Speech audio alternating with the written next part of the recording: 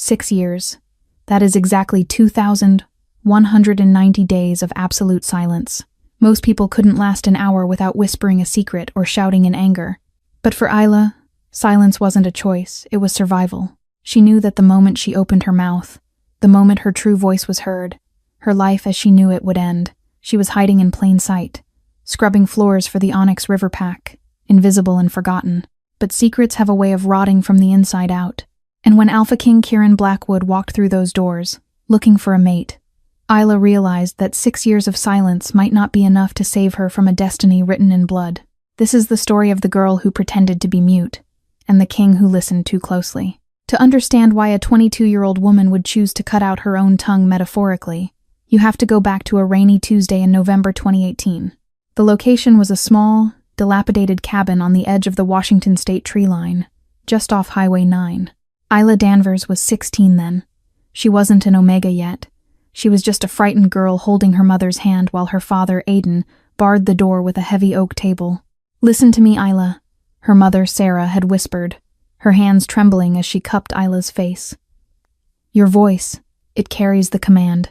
If the High Council finds out, if the Alpha finds out, they will breed you like livestock or kill you out of fear. You must never speak again. Do you understand? You are mute. You have always been mute." That was the last thing her mother ever said to her. 10 minutes later, the rogue wolves broke through the windows. Isla survived only because she hid in the crawl space beneath the floorboards. Her hand clamped over her own mouth so hard she drew blood, watching through the cracks as her parents were slaughtered for a debt they didn't owe. When the Onyx River Pack Patrol found her 3 days later, dehydrated and in shock, she didn't say a word. She couldn't. The trauma was the perfect cover. The pack doctor, a kindly but incompetent man named Dr. Eris Thorne, diagnosed her with psychogenic aphonia voice loss due to severe trauma. Isla was taken in not as a pack member, but as a charity case, an Omega, the lowest of the low. Fast forward 6 years to present day. The Onyx River Pack house was a sprawling estate that smelled of pine cleaner and old money. For Isla, life was a cycle of bleach, dirty laundry, and invisibility. She had perfected the art of being a ghost. She wore baggy gray sweats that hid her figure, kept her dark hair tied in a messy, unappealing bun, and walked with a hunch. She communicated with a small notepad and a series of nods. Over the years, the pack members had ceased to see her as a person. She was just the mute girl. They spilled their secrets in front of her, assuming she was too stupid or too broken to understand the political machinations of the werewolf world. She knew that Alpha Silas, the leader of Onyx River, was skimming money from the pack's construction business. She knew that his daughter Beatrix, a cruel, beautiful she-wolf with a penchant for tormenting Omegas, was sleeping with the beta of a rival pack. Isla knew everything, but she said nothing. But the routine was shattered on a crisp October morning. Isla was polishing the silverware in the grand dining hall when Beatrix stormed in, her heels clicking aggressively on the hardwood. She was followed by her entourage of sycophants. "Did you hear?" Beatrix shrieked, looking equal parts terrified and excited. "He's coming. Here. To Onyx River." "Who?" one of the girls asked. "The king," Beatrix hissed, checking her reflection in the window. "Alpha King Kieran Blackwood. He's starting the Moonlight Tour early. He's claiming rights to inspect every pack in the territory." Isla dropped a silver spoon. It hit the floor with a deafening clang. The room went silent. Beatrix turned her sharp, predatory gaze toward Isla. "Clumsy mute," Beatrix sneered, kicking the spoon away so Isla had to crawl to retrieve it. "Clean that up, and then get out of sight. King Kieran doesn't need to see broken things like you cluttering up the halls. He's looking for a queen, not a charity case." Isla nodded, keeping her eyes on the floor. Her heart, however, was hammering against her ribs like a trapped bird. King Kieran Blackwood. The rumors about him were not kind. They said he was a monster of efficiency, a wolf who had united the warring factions of the West Coast through sheer brutality. But more than that, they said he possessed the true sight, an ancient ability to sense lies. If he came here, if he looked at her, would he see the lie she had been living for 6 years? Isla rushed to the kitchen, her hands shaking. She needed to run. She needed to pack her meager belongings and flee into the human world. But she had no money, no ID, and the trackers would catch a lone Omega within hours. She was trapped. That night, the atmosphere in the pack house was electric. The scent of roasted venison and expensive wine filled the air. Isla tried to hide in the laundry room, burying herself in work, praying the king would stay in the great hall with the elites. But fate, it seemed, had a cruel sense of humor. The arrival of the Alpha King was not a fanfare of trumpets, but a sudden, crushing change in the air pressure. When Kieran Blackwood entered the Onyx River territory, every wolf felt it a dominate aura so heavy it made your knees weak. Isla felt the wave of power hit her while she was folding towels in the basement. It made her wolf, a creature she had suppressed for years, whine and scratch at the back of her mind. He is here, powerful, dangerous, quiet. Isla mentally commanded her wolf. Stay dead. Upstairs, the party was in full swing. Alpha Silas was sweating through his suit, trying to impress the king. Beatrix was parading around in a red dress that left little to the imagination, trying to catch the king's eye. But Kieran Blackwood was bored. He stood by the fireplace, a glass of bourbon in his hand, looking utterly unimpressed. He was a tall man, standing well over 6'4", with hair as black as a raven's wing and eyes that were a startling icy blue. He didn't look like a brute. He looked like a predator in a tailored Italian suit. Alpha Silas. Kieran's voice was a low baritone that vibrated through the room. Your hospitality is adequate. But I smell. Rot. The music stopped. Silas went pale. Rot, my king? We have the finest chefs, the freshest. Not the food, Kieran interrupted, his eyes scanning the crowd. Lies, deceit, the air here is thick with it.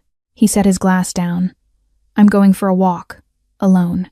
But my king, Beatrix stepped forward, batting her eyelashes. Let me escort you. The house is large. You might get lost.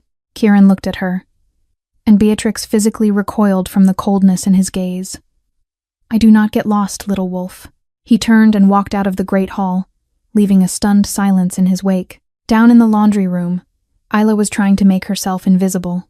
She had turned off the lights, working by the glow of the hallway lamp, hoping that if she stayed in the shadows, the storm would pass.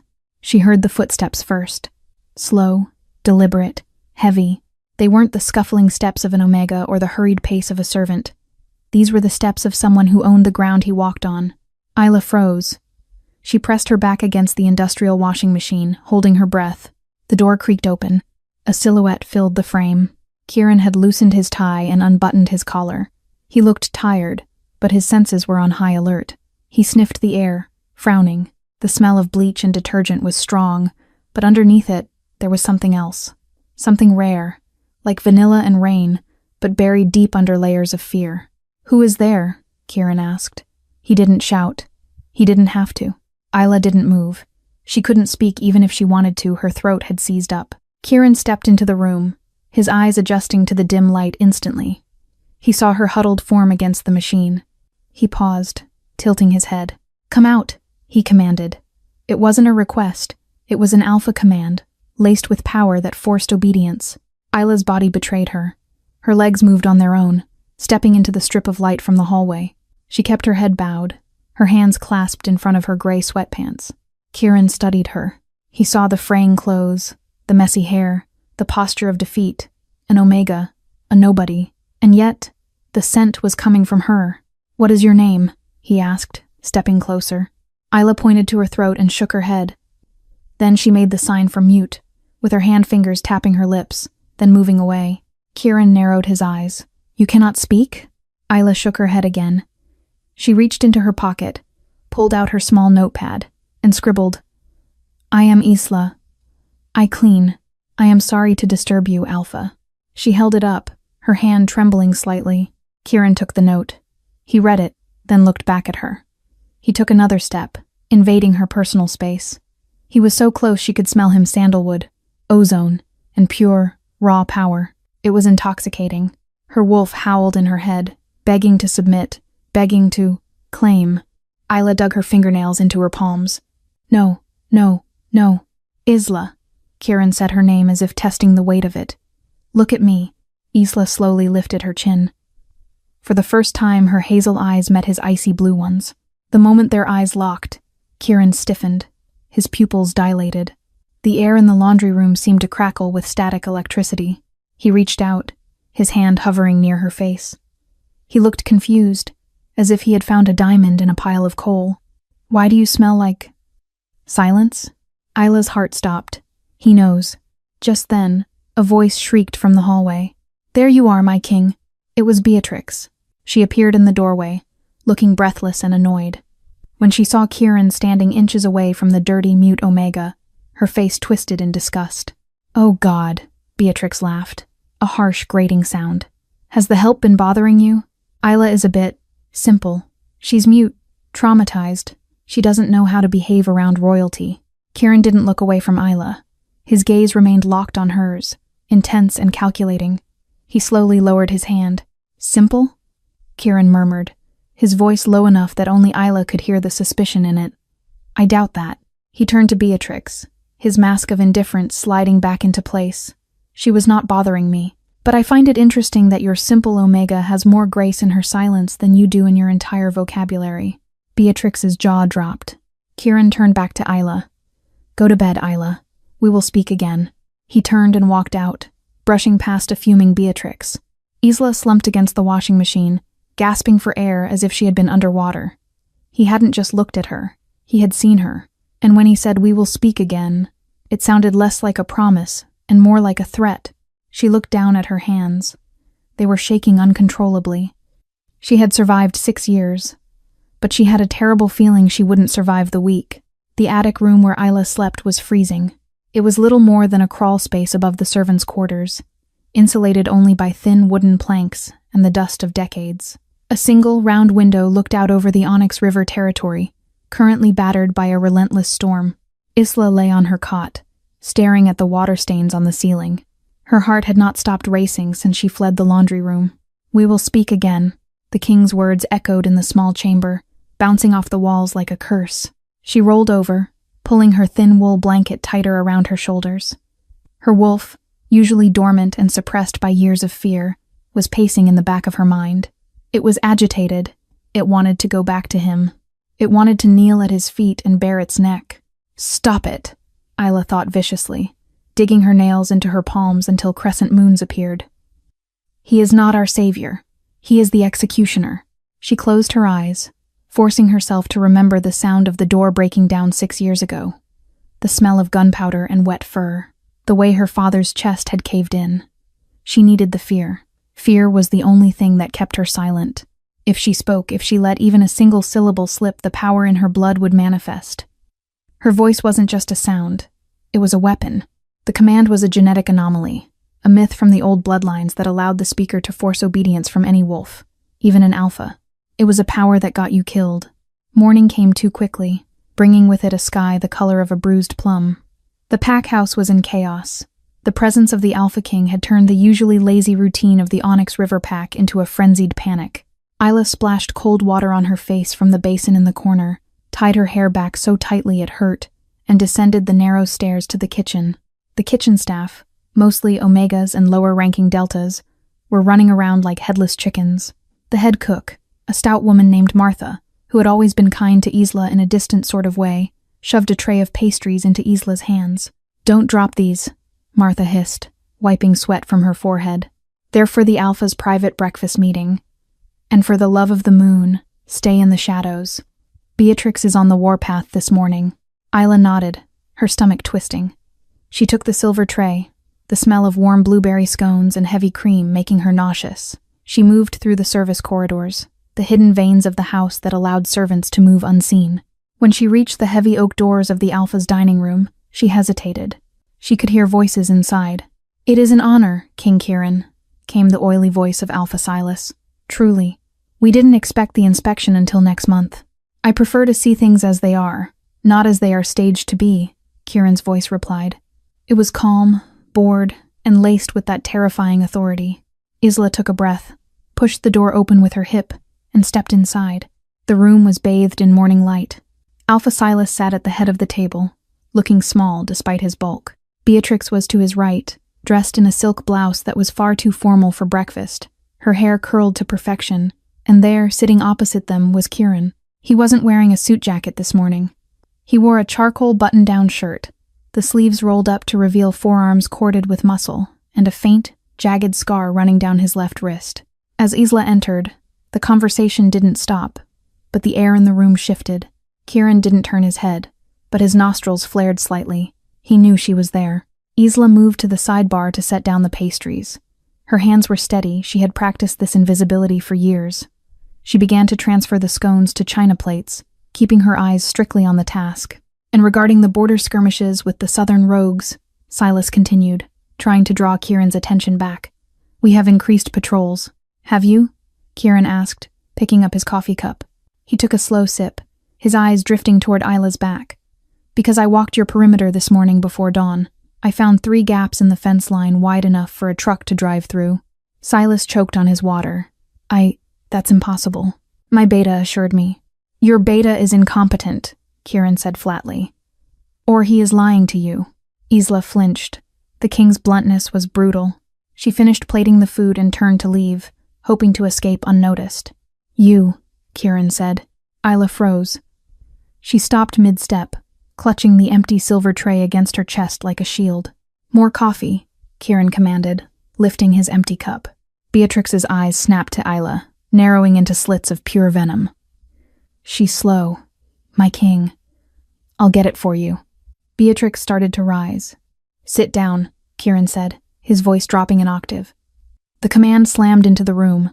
Beatrix fell back into her chair, as if invisible hands had shoved her. Her face flushed a deep, humiliating red. Kieran turned his gaze to Isla. I asked her. Isla walked toward the table, her legs feeling like lead. She picked up the silver coffee pot. She had to lean in close to pour it. As she did, her arm brushed against the fabric of his shirt. Zap! A static shock, stronger than anything natural, sparked between them. It was a jolt of pure heat that traveled up her arm and settled in her chest. Isla gasped a tiny, sharp intake of breath. The coffee pot wavered. A single drop of hot black liquid splashed onto the back of Kieran's hand. The room went deathly silent. Silas looked horrified. Beatrix looked gleeful. Isla scrambled back, her eyes wide with terror. She grabbed a napkin, instinctively reaching out to dab the hot liquid away, but stopped herself, terrified to touch him again. Kieran didn't flinch. He didn't even look at the burn, which was already turning red. He looked at her.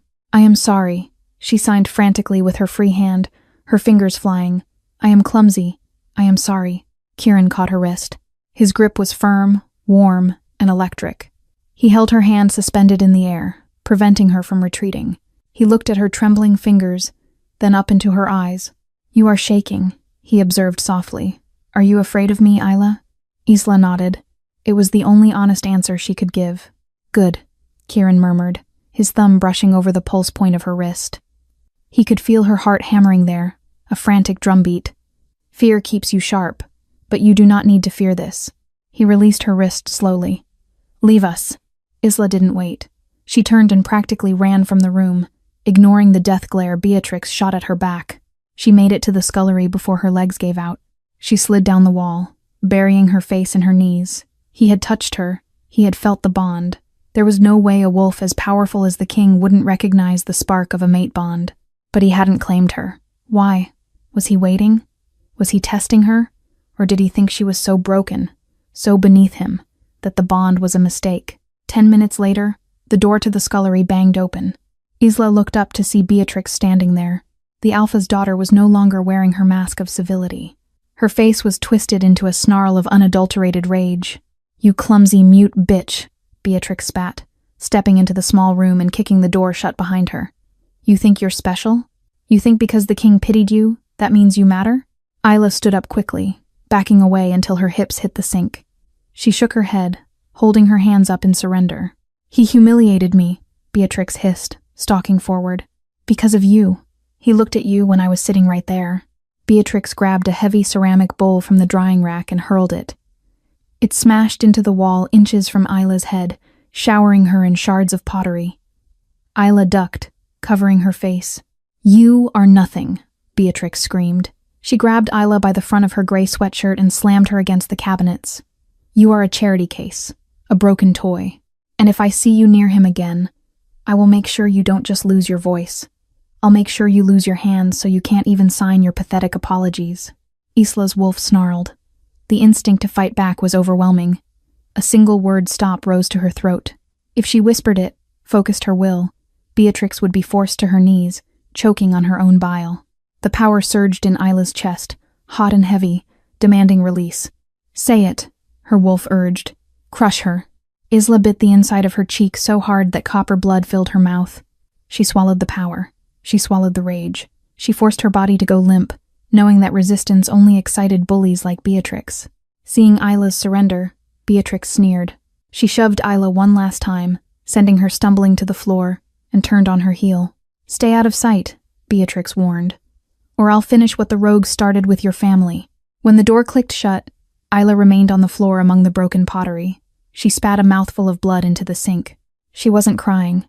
She was done crying. She pulled her notepad from her pocket. Her hands were steady now. She opened it to a blank page and wrote a single line, pressing the pen down so hard it tore the paper. I need to leave tonight. Kieran Blackwood sat in the Alpha's office, staring at the file on the mahogany desk. It was thin, pathetically thin. Name, Isla Danvers. Rank, Omega Unverified. Status, orphaned. Parents Aidan and Sarah Danvers, deceased 2018. Medical condition, psychogenic aphonia. Notes, non-combative. High anxiety. It's a ghost file, Bastian said. Kieran's beta was leaning against the bookshelf, his arms crossed. Bastian was a massive man with blonde hair and a demeanor that was usually cheerful, but today he looked troubled.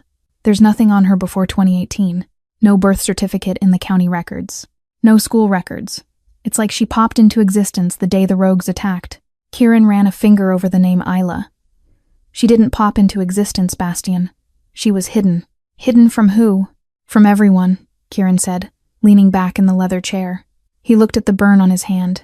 It had already healed, leaving only a faint pink mark. When I touched her, did you feel the shift in the room? I felt you get tense, Bastian shrugged. I thought you were going to kill her for spilling coffee on the royal shirt. I felt the bond, Kieran said quietly. Bastian froze.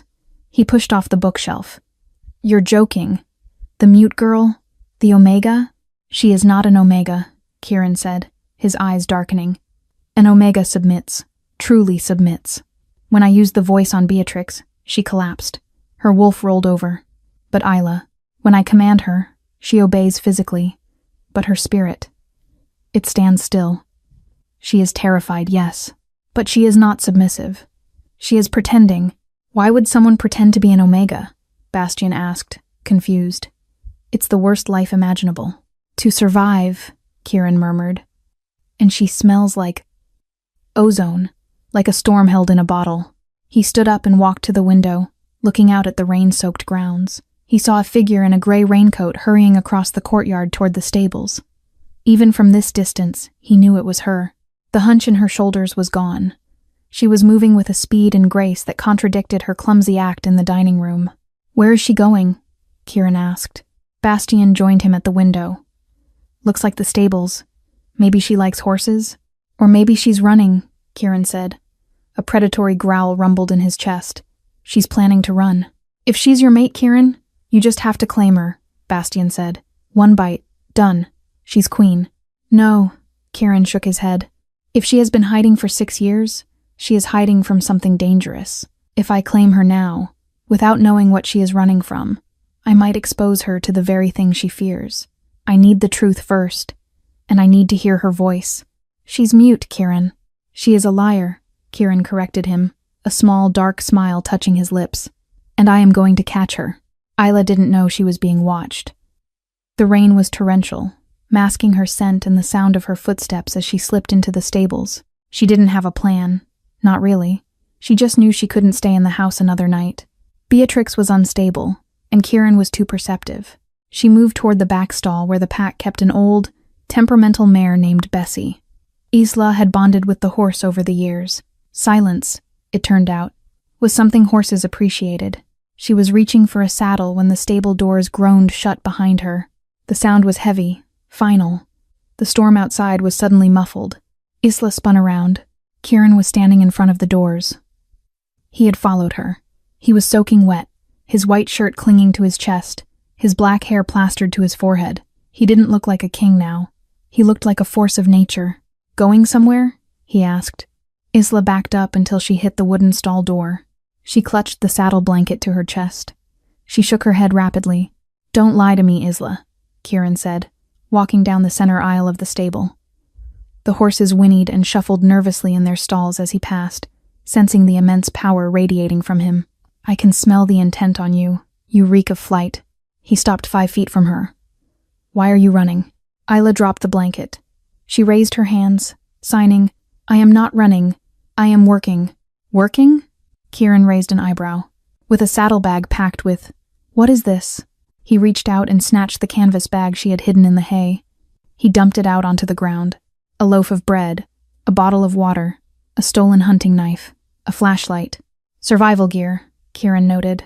He kicked the knife away. You were going to run into the rogue lands. In this storm, you would be dead by morning. Isla stared at the knife on the ground. Her exit strategy, gone. Why? Kieran stepped closer, invading her space again. Is it Beatrix? I can handle her. Isla shook her head. Is it me? Kieran asked softly. Isla looked up at him. Yes. She wanted to scream. You are the danger. You are the one who will make them look at me. Kieran saw the answer in her eyes. He stepped in, closing the gap. He placed his hands on the wooden stall on either side of her head, trapping her. He leaned down, his face inches from hers. I know you can speak, he whispered. The accusation hung in the damp air. Isla's heart slammed against her ribs. She kept her face blank, her mouth pressed into a tight line. She shook her head slowly. I felt it, Kieran continued, his voice hypnotic. When you touched me, the bond. It doesn't make mistakes, Isla, and it doesn't bond a king to a cripple. It bonds equals. He moved his hand from the wall to her jaw, tilting her face up. His thumb traced her lower lip. Open your mouth, he commanded softly. It wasn't a generic order. It was the alpha voice, concentrated and directed solely at her. Open. The command hit Isla's mind like a physical blow. Her jaw muscles spasmed. Her body wanted to obey. Every instinct in her biology screamed at her to submit to the Alpha King. She fought it. She clamped her teeth together, grinding them until her jaw ached. She squeezed her eyes shut, sweat beading on her forehead. The resistance was agony. It felt like her bones were vibrating. Kieran watched her struggle. He felt the resistance radiating off her. It was incredible. No Omega could resist a direct command. Even a Beta would struggle. She was fighting him with the strength of an Alpha. Incredible, he breathed. He leaned in and brushed his lips against her ear. You are fighting me. You are strong. Who are you, Isla? Isla couldn't hold it anymore. The pressure was too great. She gasped, her mouth opening to suck in air, breaking the seal of her silence. But she didn't speak. She just panted, her eyes flying open, wild and terrified. Kieran pulled back, looking at her with a mixture of awe and frustration. He hadn't broken her. Not fully. You won't talk, he said, his voice returning to normal. Fine. But you won't run either. He stepped back, giving her room to breathe. You are hereby reassigned, Kieran declared. You are no longer a cleaning girl. You are my personal attendant for the duration of my stay. You will sleep in the suite adjoining mine. You will eat where I eat. You will go where I go. Isla's eyes widened in horror. That was a death sentence. Being in the spotlight? And if you try to run again, Kieran warned, his eyes flashing with a possessive light she had never seen before, I will hunt you down. And when I catch you, I won't be asking nicely for the truth. He turned and walked to the stable doors, pausing before he pushed them open. Get your things, Isla. You're moving upstairs. Isla slid down the stall door until she hit the hay-covered floor. She pulled her knees to her chest. She had avoided being claimed for 6 years. But now, she belonged to the king in everything but name. And the worst part was, deep down, underneath the terror, her wolf was purring. The transition from the attic to the Alpha King's suite was a shock to the system that left Isla reeling. Her new quarters were not a servant's closet. They were a lavish guest room connected directly to Kieran's master suite by a single, heavy mahogany door. The room smelled of lavender and cedar, a stark contrast to the mold and dust she had inhaled for 6 years. There was a 4-poster bed with sheets made of Egyptian cotton, a private bathroom with a clawfoot tub, and a wardrobe that was currently empty, save for her meager backpack of stolen survival gear. Isla stood in the center of the room, clutching her elbows. She felt like a stray dog that had been brought inside not to be adopted, but to be studied. The connecting door clicked open. Isla jumped, spinning around. Kieran stood in the doorway. He had changed out of his wet clothes into a black cashmere sweater and dark jeans. He looked less like a king and more like a man at home, which somehow made him infinitely more dangerous. The casual attire did nothing to hide the lethal grace of his movements. "You are shaking again," Kieran noted, leaning against the doorframe. He held 2 crystal tumblers of amber liquid. Isla didn't respond. She simply stared at his hands. "Drink," he said, walking forward and offering her one of the glasses. Isla hesitated. She signed, "I do not drink alcohol, Alpha." "It's not for pleasure. It's for shock," Kieran said, his tone brokering no argument. "You're pale. Your scent has soured with anxiety. Drink it." She took the glass, her fingers brushing his. That same electric jolt the mate bond snapped between them. Kieran didn't pull away this time. He held the contact for a second longer than necessary, his blue eyes searching hers, looking for the wolf beneath the fear. Isla took a sip. The whiskey burned her throat, a fiery path down to her empty stomach. It made her cough, a harsh, jagged sound in the quiet room. "Better?" Kieran murmured. He took a sip of his own drink, never taking his eyes off her. "Now, sit." He pointed to the velvet armchair by the fireplace. Isla obeyed, sitting on the edge of the cushion, her back rigid. "We need to establish ground rules, Isla," Kieran said, pacing slowly in front of the fire. The flames cast dancing shadows across his sharp cheekbones. "First, you are my attendant. That means you are under my protection. If Beatrix, Silas, or anyone else touches you, you tell me. If you cannot tell me." He tapped his temple. "You write it down." Isla nodded slowly. "Second," Kieran continued, stopping in front of her, "you will eat. You are malnourished. An Omega cannot serve a king if she faints from hunger." He gestured to a small table in the corner where a silver tray of roast beef, potatoes, and steamed vegetables had been placed. "And third," Kieran's voice dropped, becoming soft and heavy, "you will stop lying to me." Isla stiffened. She gripped the whiskey glass so hard her knuckles turned white. "I know you are not mute," Kieran said, crouching down so he was eye level with her. The intimacy of the position was suffocating. "I saw the way your throat moved in the stable. I felt the resistance when I used the alpha voice. A true mute would have no resistance to break. A true Omega would have crumbled." He reached out, his hand hovering over her knee. He didn't touch her, but the heat of his palm radiated through her denim jeans. "I don't know why you are silent," Kieran whispered. "I don't know who hurt you so badly that you decided your voice was a liability. But I am a patient man, Isla. I will wait, and one day, you will scream for me." The phrasing was deliberate. It was possessive, primal, and deeply sexual. Isla's face flushed hot, a traitorous blush spreading from her neck to her cheeks. Her wolf preened inside her chest, scratching at the walls of her mind, desperate to answer him. "Mine," her wolf whimpered. "He is ours." "No," Isla thought frantically.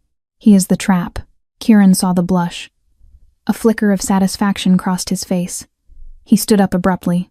"Eat," he commanded. "Then sleep. We have a long day tomorrow. The council is arriving from Seattle." He turned and walked back into his room, closing the connecting door with a soft click. Isla stared at the wood grain of the door for a long time. She was safe from the cold. She was safe from hunger, but she was in the lion's den, and the lion was beginning to realize that the mouse he had caught wasn't a mouse at all.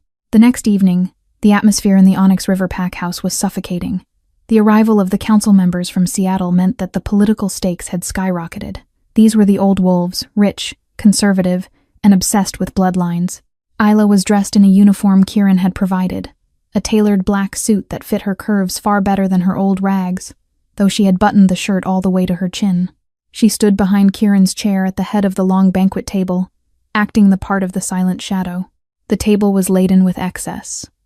Roasted boar, truffles imported from France, and bottles of vintage Cabernet. Alpha Silas sat to Kieran's left, sweating profusely. Beatrix sat further down, glaring at Isla with eyes that promised murder. But the real threat was the man sitting to Kieran's right, Lord Marcus Vane, an elder of the High Council. He was a man of 60, with silver hair and a face that looked like it had been carved from granite. Vane was known for one thing, his obsession with genetic purity. "The rogue problem is escalating," Vane said, cutting his steak with precise, surgical movements. "We have reports of coordinated attacks in the north. They aren't just feral wolves anymore. They are organized." "Organized by whom?" Kieran asked, swirling his wine. He seemed relaxed, but Isla, standing inches behind him, could feel the tension radiating off his shoulders. She could smell the ozone scent of his power gathering. "That is the question," Vane said. He looked up, his pale gray eyes scanning the room before landing on Isla. He frowned. "Since when does a king keep an Omega as a personal guard?" Vane asked, his tone dripping with disdain. "She is not a guard," Kieran said smoothly. "She is my attendant. She smells of fear," Vane noted, wrinkling his nose. "And something else. Something archaic." Isla stopped breathing. The command in her blood was ancient. It was a recessive trait from the first families, the ones who originally unified the packs. It was supposed to be extinct. If Vane recognized the scent, "She is mute," Beatrix piped up from down the table, her voice shrill. "A charity case my father took in. She's harmless, Lord Vane. Just a broken little thing." "Mute?" Vane raised an eyebrow. He turned his chair slightly to look fully at Isla. "Is that so?" "A defect? Trauma," Kieran cut in, his voice hard. "Leave her be, Marcus." Vane ignored the king. He was one of the few wolves old enough to test Kieran's patience. "Come here, girl." Isla didn't move. She looked at the back of Kieran's head. "I said, come here," Vane barked. He didn't use the alpha voice, but the authority of a council elder was heavy. Isla stepped forward, her legs trembling. She stopped beside Vane's chair. "Pour my wine," Vane commanded, gesturing to the empty glass. Isla reached for the decanter. Her hand was shaking. As she poured the deep red liquid, Vane suddenly reached out and grabbed her wrist. His grip was painful, his nails digging into her tender skin. Isla gasped silently, the wine sloshing over the rim of the glass and staining the white tablecloth blood red. "Clumsy," Vane hissed. He didn't let go. He pulled her wrist closer to his face, sniffing deeply. "Curious. You smell like the Danvers line. But they were wiped out years ago. Weak stock. Let her go," Kieran said. He didn't shout. He spoke with a deadly, quiet calm. The temperature in the room dropped 10 degrees. "I am merely inspecting the help, my king," Vane sneered. He squeezed Isla's wrist harder. She felt a bone grind. The pain was sharp and white-hot. In that moment of pain, Isla's control slipped. The command surged up her throat like bile. It wasn't a choice. It was a reflex. When a wolf of her bloodline was in pain, the voice demanded the aggressor to stop. Her lips parted. The air around her seemed to warp, the pressure in the room spiking. "Rel." She caught the word in her mouth, biting her tongue so hard that blood filled her mouth instantly. She swallowed the sound, choking on it. The suppression of the command backfired, sending a shock wave of psychic energy through the room. The crystal wine glass in front of Vane shattered. Crash. Shards of glass flew everywhere. Vane released her wrist, recoiling in shock, a small cut on his cheek. The room went deathly silent. Every wolf at the table froze. They had all felt it, a pulse of raw, unadulterated power. It felt like a bomb going off in a library. "What was that?" Silas whispered, terrified. Isla stumbled back, clutching her bleeding wrist. She looked at Kieran. Kieran was looking at her. His eyes were wide. He hadn't just felt the pulse. He had felt the source. He was the Alpha King. He knew the feel of the command. It was the only power that rivaled his own. He stood up slowly. "An accident," Kieran announced, his voice booming, breaking the trance of the room. The glass was flawed. The temperature change shattered it. "That was no temperature change," Vane said, touching his bleeding cheek. He looked at Isla with a new, terrifying dawning realization. "That was pressure." "It was an accident," Kieran repeated, stepping between Vane and Isla. He turned his back on the council elder, effectively cutting him off a massive insult in wolf culture. Kieran grabbed Isla's uninjured arm. "You are bleeding! Come!" He dragged her out of the dining hall, not waiting for permission or excuses. He marched her through the corridors, the servants scattering out of his path. He didn't stop until they were inside his suite. He slammed the door and locked it. Isla stood in the center of the room, cradling her wrist. Her heart was hammering so hard she thought she might die. She had almost done it. She had almost commanded a council elder. Kieran turned to face her. He looked furious. But beneath the fury, there was something else. "Awe. You," Kieran breathed. He ran a hand through his hair, pacing the room like a caged tiger. "I thought you were just a wolf with a strong will. I thought you were hiding a crime, or a scandal." He stopped and looked at her, his blue eyes piercing her soul. You aren't mute because you can't speak, he said, his voice trembling with the revelation. You're mute because you can't afford to speak. He walked over to her, taking her injured wrist gently in his hands. He looked at the bruising Vane had left. Then he looked at the shattered glass that was still caught in the hem of her sleeve. The command, Kieran whispered. You have the voice of the ancients. Isla began to cry. Silent tears tracked down her face. It was over. The secret she had kept for 6 years, the secret her parents had died for, it was out. She waited for him to kill her. The council executed anyone with the command. They were considered too dangerous to live, a threat to the hierarchy. Kieran wiped a tear from her cheek with his thumb. Why didn't you use it? He asked softly. You could have brought Vane to his knees.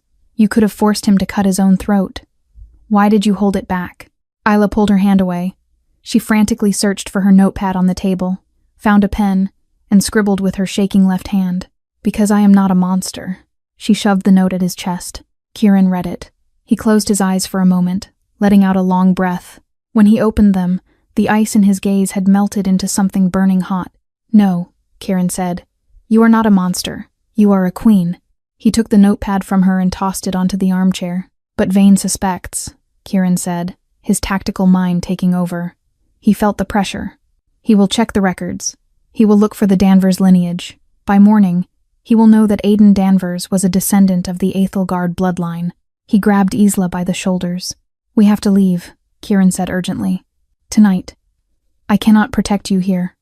Vane has the authority to seize you for testing if he suspects you have the command. We need to get to my territory, to the Citadel. Isla stared at him. He was going to run? With her? Why? She mouthed. Kieran paused. He looked down at her, his expression raw. Because, he said, his voice rough, I have waited 100 years to find my mate. I will burn this entire kingdom to ash before I let them touch you. The declaration hung in the air, heavy and absolute. Amate. He had finally said it. But before Isla could process the word, a loud banging echoed from the hallway. Open up.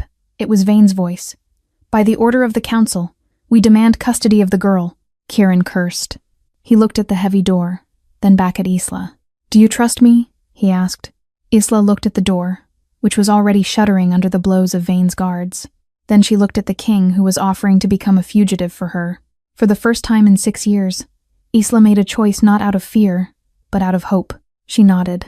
Good, Kieran said. He walked to the balcony doors and threw them open. The storm was still raging outside, the wind howling. We were 3 stories up. Jump, Kieran commanded. He didn't use the alpha voice. He didn't have to. Isla ran to the edge and leaped into the darkness, with the Alpha King right behind her. The fall was terrifying, a blur of wind and rain. But they didn't hit the ground. They hit the canopy of the ancient oak tree outside the Alpha's suite, branches whipping against their skin before they tumbled onto the wet, muddy lawn below. Kieran took the brunt of the impact, rolling with a groan to shield Isla's body with his own. They didn't have time to recover. The shouts from the balcony above were already turning into the howls of shifting wolves. Run, Kieran gritted out, pulling Isla to her feet. My car is at the edge of the perimeter. They sprinted through the storm, the mud sucking at their boots. Isla's lungs burned, but her hand was locked in Kieran's, a lifeline of heat in the freezing downpour. They were 50 yards from the black SUV when 3 massive gray wolves burst from the tree line, cutting off their path. Vane stepped out from behind them, holding a tranquilizer rifle loaded with wolfsbane. A king running like a common thief, Vane shouted over the thunder. Give me the girl, Kieran. She is a biological weapon. She belongs to the council. Kieran stepped in front of Isla, his chest heaving. Over my dead body. That can be arranged, Vane sneered. He didn't aim at Kieran. He aimed at Isla. But before Vane could pull the trigger, Kieran shifted. It was a violent, instant transformation. 1 second he was a man. The next he was a midnight black wolf, launching himself at the 3 guards. The fight was brutal. Kieran was an Alpha King, powerful and lethal, tearing through the first 2 wolves with ease. But he was outnumbered. As he turned to snap at the second guard, Vane raised the rifle and fired. The dart hit Kieran in the flank. He roared a sound that shook the ground, but the wolfsbane worked fast. His legs buckled. The great black wolf collapsed into the mud, panting, his blue eyes glazing over. No! Isla's internal scream was so loud it hurt. Vayne walked over to Kieran's prone form, kicking the king in the ribs. He looked up at Isla, a cruel smile twisting his face. Now, girl, come quietly, or I put the next one in his heart. Isla looked at Kieran, dying in the mud for her. She looked at Vayne, the man who represented the system that had killed her parents. Something inside her snapped. The dam she had built for 6 years didn't just crack. It exploded. The fear vanished, replaced by a cold, ancient rage. The power in her blood boiled up her throat, tasting like iron and ozone. She didn't need to shout. The command didn't require volume. It required will. Isla stepped forward, her hazel eyes glowing with a terrifying gold light. She looked directly at Vayne and the remaining guard. She opened her mouth, and for the first time in 6 years she spoke. Kneel. The word hit the air like a physical shockwave. The rain seemed to stop mid-fall. The pressure dropped so sharply that Vayne's rifle shattered in his hands. It wasn't a request. It was absolute law. Vayne's eyes rolled back in his head. His knees hit the mud with a sickening crack. The guard beside him collapsed face first into the dirt, whimpering, forced into total submission by a biological imperative he couldn't fight. Isla stood over them, the rain plastering her hair to her face, vibrating with the aftershocks of the power. She breathed heavily, her throat raw. Sleep, she whispered. Vayne and the guard slumped over, unconscious instantly. Silence returned to the clearing, save for the thunder. Isla rushed to Kieran. She fell to her knees in the mud, her hands hovering over his fur. Kieran? Kieran, please. The black wolf blinked. The gold in Isla's eyes faded back to hazel as the adrenaline crashed. She was terrified. Had he heard? Did he know she was a monster? Kieran's form shifted, bones cracking and reshaping until he was a man again, lying shirtless and shivering in the mud. He reached up, his hand trembling, and cupped her cheek. He didn't look afraid. He looked at her with a reverence that stopped her heart. I heard you, he rasped, coughing as the wolfsbane left his system. Beautiful. I hurt them, Isla stammered, her voice unused and raspy, sounding like gravel. I used it. You saved us, Kieran corrected. He sat up, wincing, and pulled her into his chest. He kissed the top of her wet head. Let them come. Let the council come. Let the whole world come. With my strength and your voice, we will rewrite the laws. He looked deep into her eyes. Let's go home, my queen. Isla nodded, tears mixing with the rain on her face. She helped him to the car, leaving the unconscious elder in the mud behind them. She wasn't the mute girl anymore. She was Isla Danvers, the Alpha King's mate, and she was finally done being silent. Wow. The moment she finally spoke gave me chills. Isla went from a silent observer to the most powerful wolf in the pack, and Kieran's reaction was everything we hoped for. No fear, just pure love and acceptance. This story proves that sometimes your biggest secret is actually your greatest strength, but the story doesn't have to end here. Vayne is still alive, and the council won't be happy about an Omega wielding the command. Do you think Isla and Kieran can take down the High Council in Season 2? Or will her power eventually consume her? If you enjoyed the Silent Omega and want to see more stories like this, please destroy that like button. Let's try to hit 10,000 likes for this finale. Don't forget to subscribe and hit the bell icon so you never miss a chapter. And comment down below, if you had the power of the command, what is the first thing you would say? Thanks for watching, and I'll see you in the next story.